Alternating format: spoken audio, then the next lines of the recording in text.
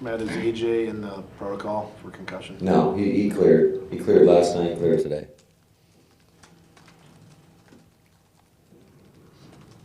So he should be, everything's full go for him then, he'll be practicing. Yeah, as far as I understand, yes. What does it say about Mason, that just to have the consecutive game streak he has, to have kept it going as long as he has and maintained this effectiveness? Just what does it kind of say for his character, plus the way he was able to come back from the surgery this offseason? Yeah, I mean, he's, again, consistency, reliability, and it's as good as it gets. So I think he's, done so many great things here, and hopefully that continues. Matt, I know you talked last night about getting Christian the ball more early in the game. That's something that, you don't want to subtract from your run game, right? But you've been able to do that in the past, having Devontae here, having Aaron Jones here, and balancing that. Do you need to tap into what you did in that situation? Would that help, or how do you facilitate that?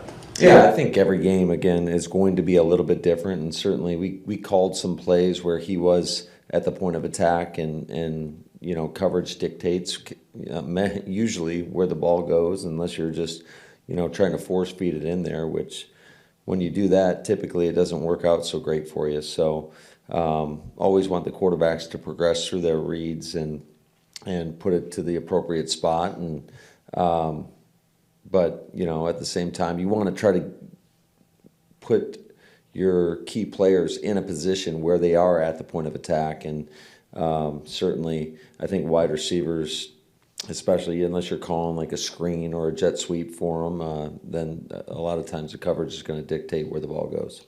Is he at the point where you do need to force it to him, even if he's covered by Jalen Ramsey, or do you want to stay away from doing that and just run it naturally through the offense? Well, I think it's always best when it can organically happen, but I think as coaches and specifically as a play caller, I think you got to be mindful of kind of what you're calling and making sure that at least the opportunity is there. And along those same lines, for a guy who hasn't gotten a lot of opportunities, what's going on with Tunyon? Why hasn't he been more involved, do you think? Well, I think it's just, again, kind of a byproduct of where the game plan, what it calls for. And, again, he was at the point of attack on a couple plays, and just the coverage dictated as such that we had to go backside. So, Bobby, really all the guys, we got a lot of confidence in terms of them making the play when the play is there. Matt, last night the broadcast had an interesting tidbit. They had said that you mentioned that things started to change when you guys started to watch practice during the week together instead of individual groups. Can you expand on that and what led to that change?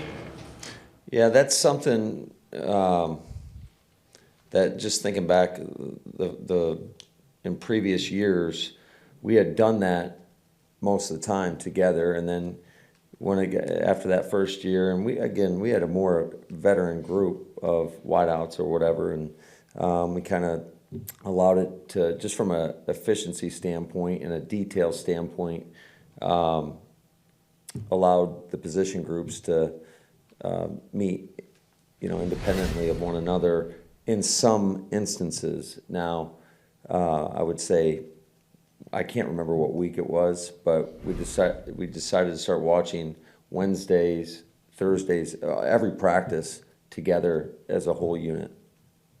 Why did it? Why did it take so long to Because that's just the way it transpired. Matt, the pass rush had been a bit of a struggle since Gary had gone down. What was the key to the pass rush that you got last night, do you think? Yeah, I think guys were winning their one-on-ones, and LA has had a rash of injuries up front, so it was a favorable matchup, I would say, for our guys, and that's what you got to do. You got to win when you're expected to win, and I thought for the most part our guys were able to do that. On that same note, what kind of confidence does that give that group specifically going forward now? Getting 5 sacks last night. Yeah, I think that it always, whenever you go out on the field and you do well, typically that leads to a little bit more confidence. And we're going to have to play better collectively in all three phases going down to Miami in order to get a win. So there was moments of really good stuff, but I would say throughout the course of the game, for every unit, we have to play consistently at a high level when you're going against a really good football team like we are in the Miami Dolphins. Hey, Matt, you and McDaniel were together Houston, Washington, and Atlanta, right? Been doing your research, Jason. Good work. Nice change of pace. What's your relationship like? I mean, we know about your friendship with Sean, but what's kind of your friendship there with him? Yeah, Mike and I are super tight. We got a great relationship. It's not one of those where we probably talk every week. I think both of us spend a good bit of time, and I know he is such a grinder, and he is a really early riser, at least when we were together and back in Houston, Washington, and Atlanta. I mean, he's in there at like 4 a.m. just grinding tape. So I know he's taken on a new role this year in terms of just being a first-time play caller and the duties of being the head coach. So I'm sure he's pretty busy. But no, every time we get together, every time we talk, there have been a couple times this year where we've shared some information going against common opponents. But he's a guy that I've got a lot of love for, a lot of respect. I think he's got a great story in terms of just, battling through some adversity and coming out better for it. And I think that I just know that I always root for people like that. He's a great human being, first and foremost, very genuine, and I'm just really happy to see him have the success that he's had. And it's not shocking to me. He's a super intelligent guy that really works at it, and he cares for others and does a great job of working with others. And I just can't say enough great things about him. When you're prepping for games now, I mean, so he's in Miami. There's Robert and your brother with the Jet. I mean, O'Connell's in Minnesota. Have you seen things become more challenging for you as you're getting your game plans together? Just because I know you all have your different wrinkles, but because of the proliferation of this concept scheme. I wouldn't say. I think a lot of times it can be an advantage when you see similar plays and how they play out and teams defend them, and just I think it leads to some creativity, quite honestly, because you might see the same concept that you have that gets ran, and it's like, okay, what wrinkle can I throw off of this? So I think there's pluses and minuses to everything. Man, I know Quay came off the edge at least one time yesterday, and I know you moved him around a little bit. Is that just a sign that he's just getting more and more comfortable with what you guys are asking him to do? Yeah, I think it's a byproduct of a few things. One being he can handle more, and two, if we feel like it's advantageous for us as a defense and as a team, then we'll put him in those situations. And we've seen 2 straight days now in the NFL laterals that kind of just mystify, for lack of a better term. How do you teach, other than the obvious in-game situation, you got a lateral score? Sure. How do you teach when it's okay or when it's good to lateral, when it's not? And does that vary depending on if it's an offensive or defensive player? How do you teach that? Yeah, we don't teach it. We don't coach it. So outside of those specific situations where we have, called plays with that, within the play call, we don't coach that. And I'm a realist at the same time, and I grabbed Sewell. Just happened to, he probably wasn't happy to see me on the way out last night, but he saw me, and I just said, hey, because he's an extremely intelligent player. He's one of the smarter players on our football team. So, I want to be realistic. Again, we don't coach it, but it's one thing if he's running and somebody's going to make a tackle and he's got a guy right next to him that he can just flip it and there's nobody around.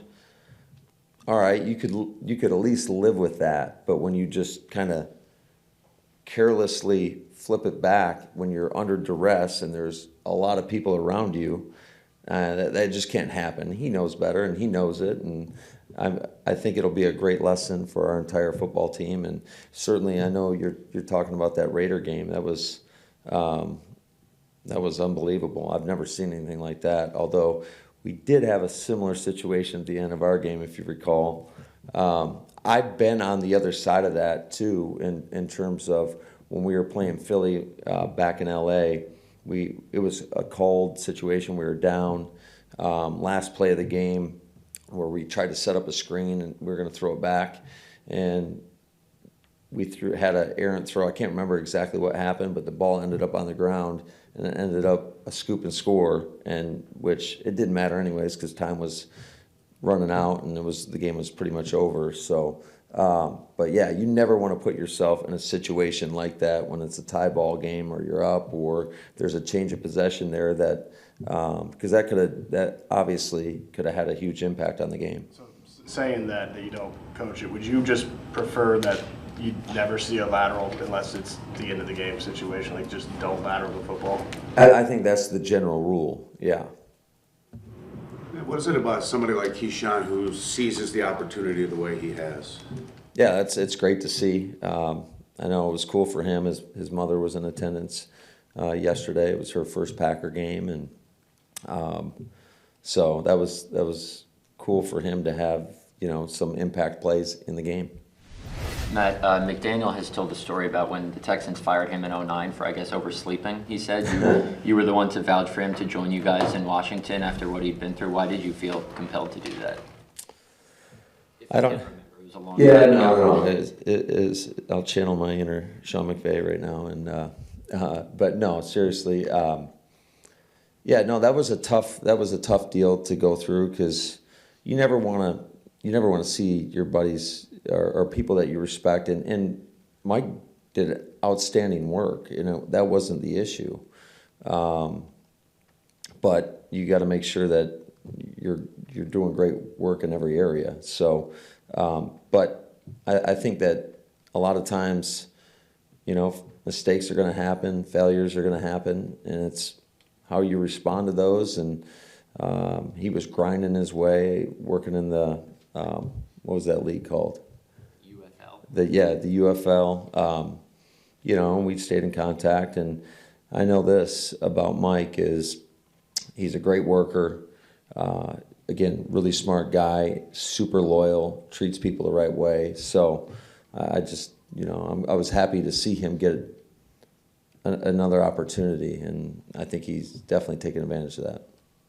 Matt, you mentioned Aaron Jones kind of was dealing with some stuff last night. How are you going to manage him this week with the quick turnaround? Yeah, it'll be a day-to-day thing, I would say. We just got to make sure that he is healthy come game time, and he is a guy that is going to battle through everything. Again, the intention was probably, and I talked to him about this during the game, was to try to limit his snaps once we got AJ kind of going and all that, and then AJ comes out of the game, and it's like, can you go? He said he could go the whole time, and, but I kind of wanted to limit just the hits on him because he is so valuable to us, unless we absolutely needed him, and turns out we absolutely needed him. So, and he came through once again for us. 2 more, please.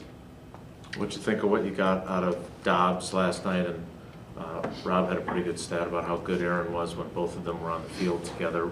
How much does that change your offense to have those Can you guys? share that stat there, Rob? Yeah, you guys had them on the field for, 13 snaps, and Aaron was 7 for 7, and there were 8 first down total of those 13. Great, so you're opening up for more criticism.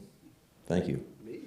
I'm just kidding. Oh, I thought it was It was good. a joke. It was a joke, Rob. You guys are so uptight in here today. Come on, man. Jeez. A little tired. Sorry, go ahead with your question. So anyway, So you're telling me that we need to have those, okay, so we need to have Rome, Christian, AJ, Aaron Jones all on the field at the same time is what you're telling me. if you want, that's your department. In all seriousness, though, having them both available to you, because again, what was it, 52 snaps all season before last night that those Yeah, two? it wasn't very many. What How different, I mean, again, they're still young guys. Obviously, Christian had the thing he missed at the end of the game there. But how different is your offense if you have them both at your disposal like you did last night? Yeah, no, it definitely it doesn't limit you, that's for sure. And those other guys, we got a ton of confidence. I think when I look at the game Alan Lazard played, a lot of the stuff that he did is not going to show up on the stat sheet, but his presence out there, his ability to block, that block on that critical third down, a 3rd and 2, where we flipped the ball out to Bobby out there on the left flat, and they actually had a great call for it. They had a cloud corner. The guy kind of shot it, and Allen made a great block. There were so many critical plays that he made as well, and same with Randall Cobb. I mean, he made some tough catches over the middle where he was getting smacked pretty good that moved the chains. So all those guys we've got a ton of confidence in, and really it just gives us the ability to be a little bit more creative, I would say, in how we can get those guys on the field, how we can get them touches and whatever it takes to move the ball and ultimately score points for our football team. While we're going down the depth chart list, maybe Keyshawn Nixon at slot. I don't know if that's, no, I'm kidding. He's been, no, I know. He's been talking to you, though, because he's been talking to me every day about that. So he saw that screen pass that New England ran a couple of weeks ago where they threw it to their punt returner, and he took it to the house. And so ever since then, I can go in there. When you said that you didn't know what you had with him, was he just not showing it in practice early this season? Was he not getting opportunities? I think it was more or less a situation of he really hadn't done it a whole bunch in the past. And, I think you want to feel comfortable that he's going to go in the game and do the right things. And obviously you can see he's got a very aggressive mindset, which for the most part is really, really good. And there's some times where you kind of hold your breath, but he's got a great mentality, and I love how he competes. And he's a guy that really goes for it, and he's got no fear of failure, which I totally respect, and I think it's done well for us. How do you finally come to the decision of, okay, it's time to give him a shot, like just throw him in there, because even if he might make your heart stop every once in a while, it's time. Yeah, I think it was just where we were in the season at that point.